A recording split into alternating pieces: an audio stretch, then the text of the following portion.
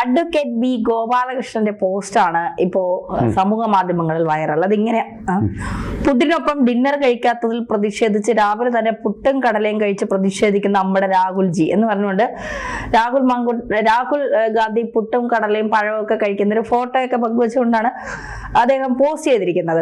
ഇതിപ്പോ സോഷ്യൽ മീഡിയയിൽ വൈറലാണ്. കാരണം ഇന്ത്യ സന്ദർശിച്ച് പുടിൻ മടങ്ങിപ്പോയി. പക്ഷെ രാഹുൽ ഗാന്ധി ഗാർഗെയും ആ ചടങ്ങിൽ പങ്കെടുക്കാൻ, അല്ലെങ്കിൽ രാഷ്ട്രപതി നടത്തിയ അത്താഴ വിരുന്നിൽ പങ്കെടുക്കാൻ തരൂരിനെ വരെ ക്ഷണിച്ചു. എന്നിട്ടും രാഹുൽ ഗാന്ധിയെ, പ്രതിപക്ഷ നേതാവായ രാഹുൽ ഗാന്ധിയെ ക്ഷണിച്ചില്ല, എനിക്ക് പുടിനെ കാണണമെന്ന് ആഗ്രഹം ഉണ്ടായിരുന്നു എന്നൊക്കെയുള്ള നിലവിളികൾ ഇപ്പോഴും തീർന്നിട്ടില്ല. അതിനിടയ്ക്കാണ് ഇത്തരം സോഷ്യൽ മീഡിയ ട്രോളുകൾ എന്നൊക്കെ പറയുന്നത്.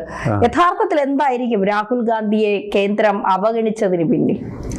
കാര്യം ഇതാണ്: പുട്ടിൻ എന്താണ്, പുട്ടെന്താണെന്നുള്ളത് തിരിച്ചറിയാൻ മേത്ത ഒരു പയ്യനെ വിളിച്ച് അങ്ങനെ ഒരാളിനെ വിളിച്ച് പുട്ടിനെ കാണിച്ചിട്ട് വല്ല കാര്യമുണ്ടോ? പുട്ട് കടല എവിടെയെന്ന് ചോദിക്കല്ലേ പുട്ടിനെ കാണുമ്പോൾ പുള്ളി. അത്ര വിവരദോഷിയായിട്ടുള്ള ഒരു ആളിനെ അവിടെ കൊണ്ടുപോയിട്ട് ഇന്ത്യയെ മുഴുവൻ നാണം കെടുത്തേണ്ട കാര്യമില്ലെന്ന് വിചാരിച്ചിട്ടായിരിക്കും. അതൊക്കെ വോട്ട് ചോരി, ഡെഫേദാർ, എന്താ പറഞ്ഞത്, ഡെഫേദാർ ചോരി ഹൈ, വോട്ട് ചോരി, ഇതൊക്കെ കൊണ്ട് ജനങ്ങളുടെ അടുത്ത് ചെന്നപ്പോൾ അവർ പോലും തിരസ്കരിച്ചില്ലേ.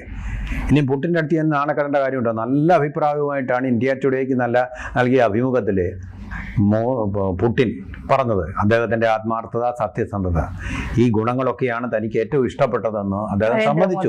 നരേന്ദ്രമോദിയുടെ